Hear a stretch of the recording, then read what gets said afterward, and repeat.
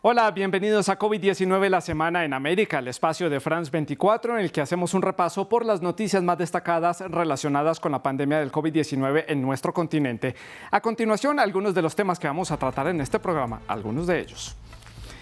Esta semana, Estados Unidos alivió algunas de las restricciones de viajes, también abrió sus fronteras y permitió el ingreso de viajeros particularmente procedentes de Europa que tenían algunas restricciones.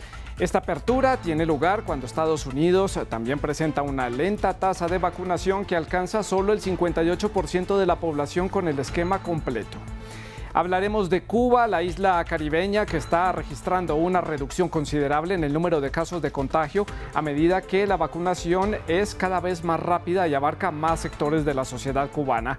Este país ya abrió las fronteras para la llegada de turistas y también habilitó las escuelas para diferentes grupos de la sociedad. Esto a medida que avanza la inoculación masiva en los adolescentes y ahora también en los menores de edad. Y hablaremos del continente europeo, que es ahora el foco de la pandemia, según lo ha dicho la OMS. Alemania, el Reino Unido, Rusia, Austria, entre otros países, son los que están presentando las mayores cifras, las cifras más preocupantes, incluso récords de contagio. Los expertos indican que en su mayoría son personas que han tomado la decisión de no vacunarse y están más expuestas al virus, particularmente a la variante Delta, que cada vez se está convirtiendo en una variante más contagiosa.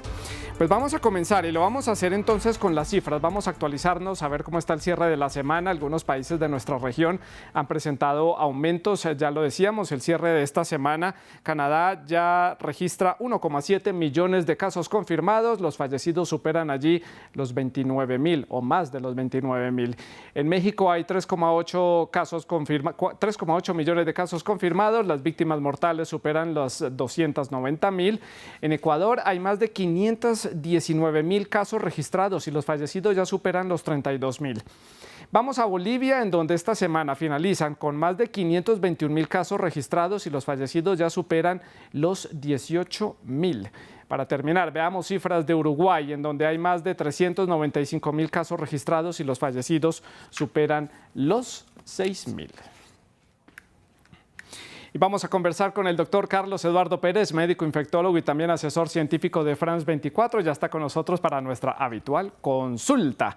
Doctor Pérez, bienvenido. Como siempre, un gusto estar con usted acá para conversar y para aclarar muchas dudas que tenemos por parte de los televidentes. Hablemos de la tolerancia cero. Mientras vemos que algunos países intentan convivir con el virus, reabrir la economía, abrir ya la actividad social prácticamente al completo, algunos países como China están con esta política de tolerancia cero, en donde acompañan una alta tasa de vacunación con confinamientos, a pesar de que se están presentando pocos casos en algunas ciudades. ¿Cómo mirar estas dos opciones? ¿Cómo los ve usted? Sí, digamos que una cosa importante es entender en qué fase o cómo se comporta el virus. La eliminación se logra con esas estrategias, por ejemplo, de cierres, confinamientos, pero el gran problema es que las vacunas logran evitar la enfermedad grave, pero no cortar la cadena de transmisión.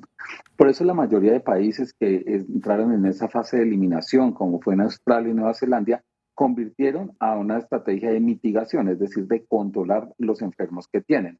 En China, pues tiene unas características por su sistema de gobierno de hacerlo de este tipo de confinamientos, pero definitivamente nosotros debemos aprender a vivir con el virus, no cerrar las fronteras, eso es un error, y aumentar las tasas de vacunación y buscar y reformular vacunas que corten la cadena de transmisión.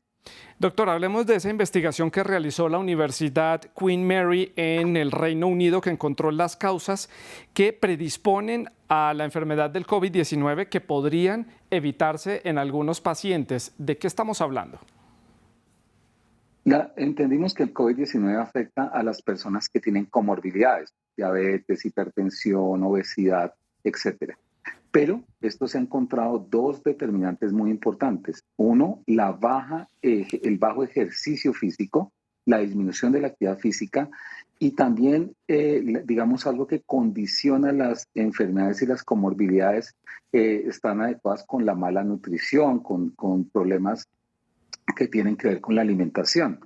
Entonces, estas combinaciones de la mal cuidado de la enfermedad crónica, la disminución de la actividad física, sumadas a factores que aumentan los riesgos de las comorbilidades, pues incrementan el riesgo de que las personas adquieran el COVID y se compliquen por él.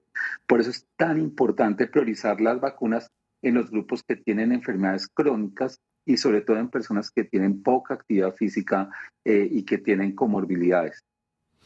Doctor Pérez, le cambio completamente de tema. Hablemos ahora de las vacunas que son desarrolladas o que fueron desarrolladas en la isla de Cuba. Estas vacunas todavía no tienen una aprobación oficial por parte de la OMS. ¿Cómo es este proceso de aprobación y qué pasa con los países que ya han comprado estas vacunas, que no tienen aprobación? ¿A qué se están exponiendo? Santiago, es muy importante recordar que el hecho de que se han hecho vacunas en poco tiempo no quiere decir que no se hayan cumplido todos los parámetros que deben hacer. Y para eso hay estudios, fase 1, fase 2, fase 3, fase 3B, fase 4. Y lo que pasa con las vacunas, por ejemplo, la iniciativa cubana, es que no conocemos los estudios de fase 3. Los estudios de fase 3 son los estudios que, además de ser segura, muestran eficacia en una población y uno puede evaluar los resultados y confrontar. Al no tener esos estudios, pues no se puede someter a las entidades regulatorias. Y si los tienen y no son contundentes, pues no se hace la aprobación por las entidades regulatorias. Cada país compra las vacunas, pero de su instituto regulatorio, que en los países de América Latina está muy fortalecido, verificar cuál es la información que aporta esa vacuna para poderla aprobar, usar en su población. En este momento la información que tenemos es una información solamente local, y estamos esperando pues la información completa para poderla evaluar y tener otras vacunas más. Las necesitamos, pero necesitamos también que sean seguras, eficaces y que tengan los estudios clínicos. Doctor, esta semana finalizó en la ciudad de Glasgow, en Escocia, la cumbre de la COP26. Allí hubo muchas propuestas por parte de los mandatarios, muchas promesas también, pero fue poco lo que se habló de esa relación que hay entre el cambio climático y la aparición de pandemias como la que estamos viviendo en este momento. ¿Qué impresiones le deja a usted la finalización de esta cumbre? ¿Lo deja con un sinsabor, con un poco de incertidumbre porque no se trató este tema a profundidad, porque estamos más expuestos que nunca a otro escenario como el que vivimos desde hace un año acá? Estamos totalmente desconcertados porque fueron pobres los resultados, pobres las conclusiones y pobre el impacto real. La disrupción del medio ambiente es un factor determinante para la aparición de las pandemias. El cambio climático, la facilidad de la adaptación de los vectores para otro tipo de enfermedades que se transmiten son fundamentales. Y al no dar respuestas como humanidad fuertes acerca del control del cambio de clima, claro que nos va a ser más proclive, no tanto al COVID, puede ser al COVID, pero a otras infecciones que se están desarrollando. Estamos viendo cómo el dengue está azotando la región de América Central, cómo hay más casos de dengue a más altura, cómo hay enfermedades transmitidas por vectores en otras partes del mundo, y eso es directamente relacionado con el cambio climático. Yo resumiría, Santiago, lo que usted dijo: pobres resultados, pobres decisiones y muy pobre sensibilidad hacia las infecciones y el cambio de clima. Realmente estamos desconcertados con lo que pasó. Doctor Pérez, muchas gracias por conversar con nosotros aquí en COVID-19, la Semana en América. Nos vemos la próxima semana. Muchas gracias. Pues ya lo decíamos en el avance, en el sumario, esta semana Estados Unidos también alivió algunas de sus restricciones de viaje, permitió el ingreso de viajeros, particularmente procedentes de Europa y de Asia. Abrió sus fronteras, pese a que la vacunación con el esquema completo solamente llega al 58% de la población. Hay muchos estadounidenses que no quieren vacunarse. Veamos. Estados Unidos se acerca a la nueva normalidad. 20 meses después, levantó las restricciones a los viajes turísticos en aeropuertos y fronteras terrestres.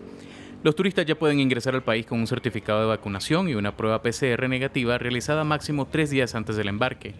Una medida que hasta el momento no ha presentado incidencias de importancia. Mucha emoción, básicamente libertad y solo la oportunidad de ver a personas que no he visto en mucho tiempo. Pues, ¿te imaginas? Mucha tristeza. Pero ya, gracias a Dios, ya estamos aquí para comer pizza de McDonald's. Bye. Según la Asociación de Viajes de Estados Unidos, el cierre de las fronteras por el COVID-19 supuso la pérdida de $300 mil millones de ingresos contabilizables y la pérdida de 1 millón de puestos de trabajo asociados al sector de viajes y turismo, algo que se agudizó tras la obligación de vacunarse propuesta desde la Casa Blanca. Los socorristas, enfermeras, pilotos, trabajadores cruciales están renunciando porque no permitirán que se infrinjan sus derechos. Nuestra economía tiene una gran necesidad de trabajadores y la decisión desesperada del presidente es un paso atrás en la solución de este problema. Sin embargo, la Corte Federal de Apelaciones del Quinto Circuito suspendió temporalmente el requisito de la Administración de Seguridad y Salud Ocupacional para que dichos trabajadores se vacunen contra el COVID-19 a partir del 4 de enero, o deban usar mascarilla y hacerse una prueba semanalmente, mientras que 27 de los 50 estados han impugnado la orden. Esto, a pesar de que según la organización Our World in Data, más de 46 millones de personas en una población de más de 330 millones de habitantes han contraído el virus en esta nación, la que más contagios ha presentado en el mundo. Pues vamos justamente a Estados Unidos, en donde hubo, como ya lo veíamos, temas y anuncios importantes a lo largo de esta semana. Vamos a conectar con Mamen Sala en la ciudad de Nueva York. Mamen, gracias por acompañarnos hoy en el programa. Quiero comenzar con un balance. Hagamos un balance de lo que dicen las autoridades de Estados Unidos después de abrir las fronteras y eliminar las restricciones de los vuelos procedentes de Europa. Sí, aquí desde luego cada vez se escuchan más turistas internacionales en las calles de la Gran Manzana y en general en todo el país. Un motor económico, el turismo, que hacía mucho tiempo que se esperaba, pero que aún así preocupa a los expertos sanitarios, porque no debemos olvidar que en Estados Unidos el proceso de vacunación se encuentra estancado desde hace varios meses, con tan solo un 58% de la población completamente vacunada, y además en los últimos días hemos visto un aumento de contagios en 29 de los 50 estados. Así que mucha emoción por esa apertura de fronteras, pero también se mira, como decía, con preocupación. Los turistas poco a poco se están acostumbrando a las nuevas reglas de visitar lugares tan turísticos como Nueva York. Por ejemplo, pues en la mayoría de los establecimientos no se requiere la mascarilla siempre que estén vacunados, pero sí que se les va a pedir esa prueba de vacunación en la mayoría de los comercios, establecimientos y atracciones turísticas. Eso sí, hemos visto muchísima más gente por las calles, las mismas cadenas hoteleras nos cuentan que han tenido un aumento de al menos un 30% más de reservas, y a la hora de conseguir una entrada para las principales atracciones turísticas, pues en muchos casos nos encontramos con varios días de espera. Así que, bueno, una de las cosas que han tenido que tener en cuenta los turistas es que para entrar al país hace falta demostrar que se ha recibido las 2 dosis, en el caso de todas las vacunas menos Johnson & Johnson, que es una sola dosis, 14 días antes de entrar al país. Muchos europeos el problema que están teniendo es que aquellos que ya han tenido el COVID, en Europa se les está permitiendo recibir una sola dosis de la vacuna, pues bien, aquí no sería suficiente para poder entrar al país. Mamen, usted lo mencionaba, la vacunación está estancada y la respuesta del gobierno federal ha sido la obligatoriedad, y esto ha generado controversias ya en Estados Unidos. Varios estados se han negado a imponer esta ley en su territorio, y también a nivel empresarial no ha gustado mucho tener que obligar a los empleados a vacunarse. ¿Qué dicen allí en Estados Unidos sobre este tema?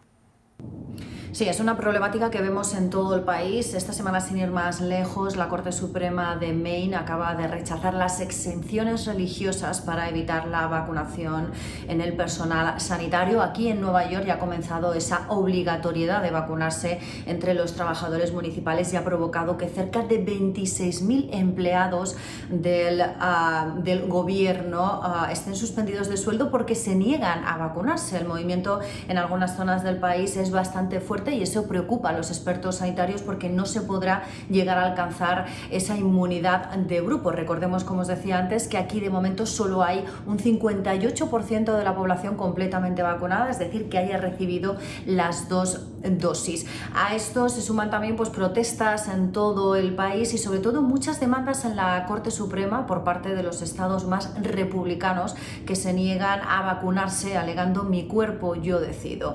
Así que, como podéis ver, este tema es algo que tiene muy dividido, profundamente dividido al país. Mamen, seguimos hablando de la vacunación. Hablemos de ese buen inicio, de acuerdo a lo que dice el gobierno federal, de la vacunación en los menores de edad. ¿Cuál es el balance hecho a lo largo de esta semana? ¿Qué dicen allí?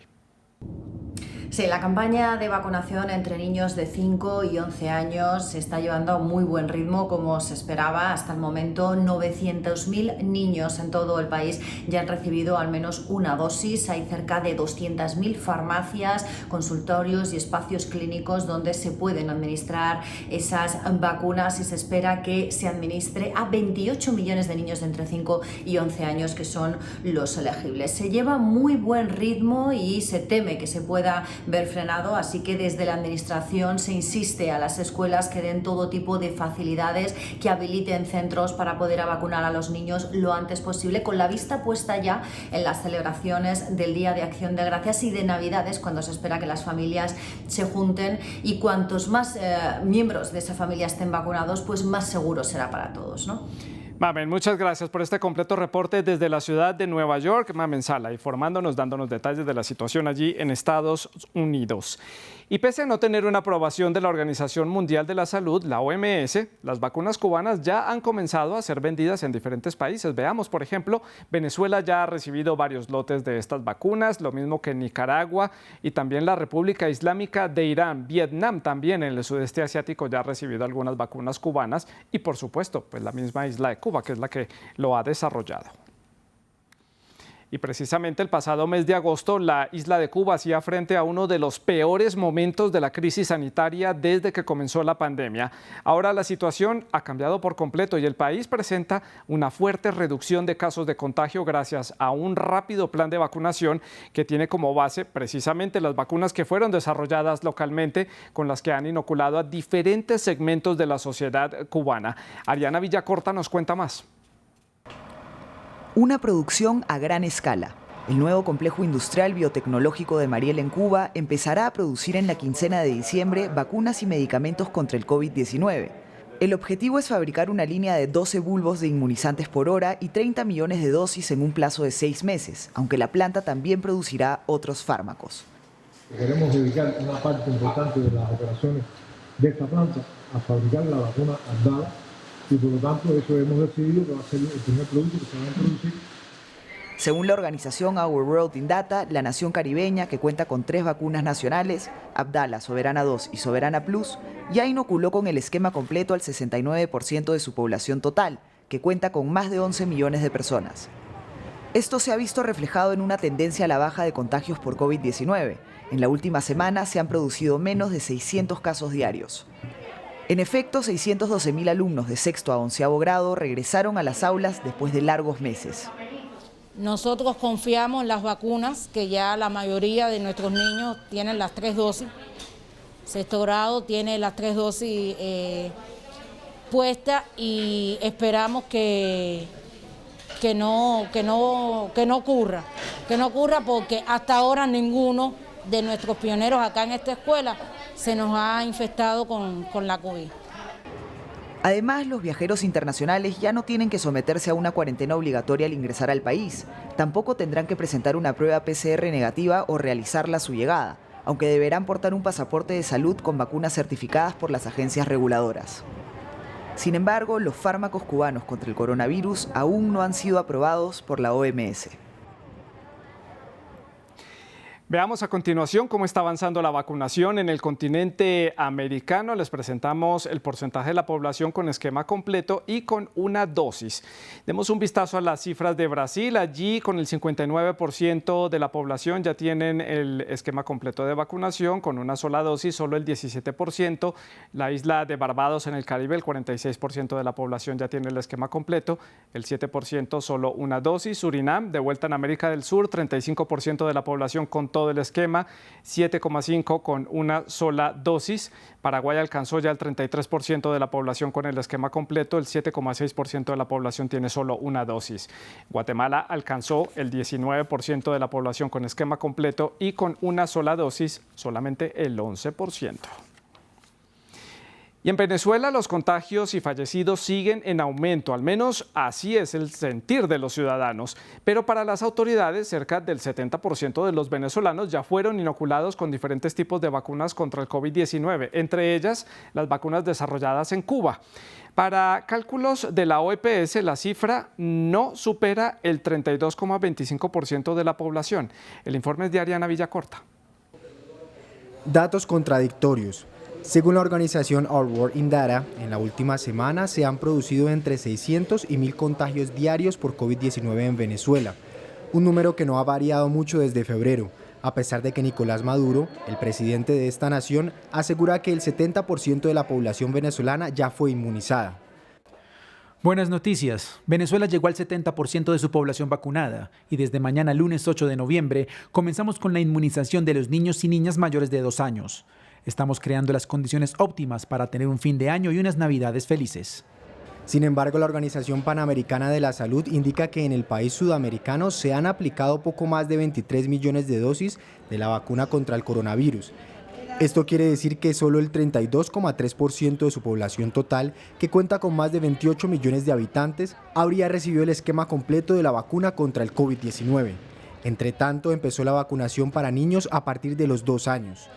Bueno, estamos vacunando en este momento en toda la región capital, como bien dije, empezando con niños de 2 a 11 años que puedan tener algún tipo de discapacidad inmunológica, que puedan tener debilitamiento de su sistema inmunológico, por ejemplo, niños con alguna enfermedad renal, algún tipo de enfermedad que comprometa su sistema inmunológico, lo estamos atendiendo de forma prioritaria. Los niños reciben la vacuna cubana Soberana 2 y se prevé se autorice en los próximos días el uso de la vacuna Abdala.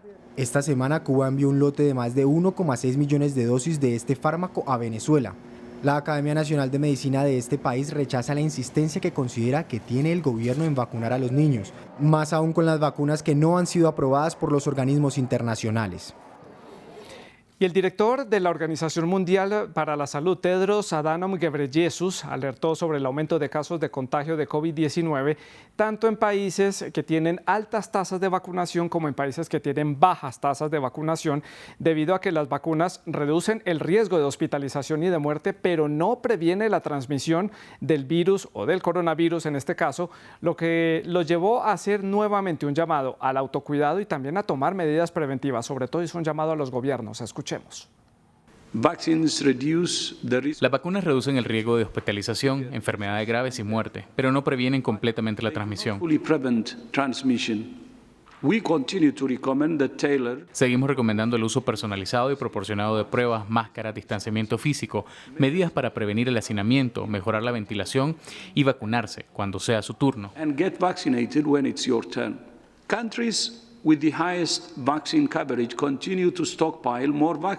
Los países con la mayor cobertura de vacunas continúan almacenando más vacunas, mientras que los países de bajos ingresos continúan esperando. Todos los días se administran 6 veces más refuerzos a nivel mundial que las dosis primarias en los países de bajos ingresos. Este es un escándalo que debe terminar ahora. This is a scandal that must stop now. Y es que ya lo hemos dicho, la pandemia no ha terminado, pese a que en muchos países los casos han disminuido, en otros ya está empezando a aumentar. La región de América Latina y especialmente de América del Sur estamos atravesando por un buen momento. Los números han bajado, pero hay algunos países donde los indicadores han comenzado a generar preocupación. Los casos están a la baja en la mayoría de la región, la vacunación está en aumento, pero ¿hasta cuándo? Eso no lo sabremos. ¿Cuándo se va a revertir la moneda y la situación en la que estamos ahora nosotros, que es completamente lo contrario a lo que se está presentando en Europa en este momento? Veamos las cifras para hacer una comparación entre las dos regiones, entre América del Sur y Europa. Para el 16 de junio del 2021, América del Sur reportaba 330.36 casos de contagio por millón de habitantes. Estábamos en uno de los picos más difíciles en ese momento, en la mitad del año, que es uno de los peores momentos que hemos registrado en la región, mientras que las cifras para el 11 de noviembre, es decir, hace pocas horas, hace pocos días, es decir, 5 meses después de la primera cifra que les presenté, estamos reportando 45.61 casos por millón de habitantes. Ahora veamos cómo está en Europa. Todo lo contrario, miren las cifras del viejo continente. Para el 17 de junio del 2021, cuando América del Sur estaba en ese pico mortal de contagio, Europa tenía números que rodeaban los 52.25 casos por millón de habitantes. 5 meses después, ahora que América del Sur está en un momento de caída de casos, Europa está repuntando 360.89 casos por millón de habitantes. Totalmente lo opuesto a lo que estamos viviendo en nuestra región. Eso nos sirve de espejo. Precisamente preocupa a los expertos lo que está pasando en el viejo continente, estos aumentos de los casos. Algunos países están presentando récords de contagios, aumento de fallecidos. Algunos países como Letonia tuvieron que volver a un confinamiento nacional en una campaña de cero tolerancia contra el coronavirus. Lo que sucede allí, ya lo decía yo, nos sirve como espejo para la región de América Latina. Si no tomamos medidas y no aumentamos la vacunación, podríamos estar viviendo lo mismo en tan solo unos meses. Veamos. La crisis sanitaria se vuelve a intensificar en Europa. Recientemente, el número de casos aumentó en un 7% y el número de muertes en un 10%, según un informe emitido por la Organización Mundial de la Salud. Entre los países más afectados por la cuarta ola en esa región están Rusia, Reino Unido, Austria y Alemania. Fue una explosión masiva con las pruebas de las últimas 2 semanas, supongo. Al principio vimos un pequeño crecimiento y luego lo anticipamos agregando otra unidad para probar más. Y día a día se convirtió en mucho más. Ahora empezamos el día con una agenda completa. Mucha gente viene sin cita porque quieren un examen con todas sus fuerzas, pero ya no tenemos plazas.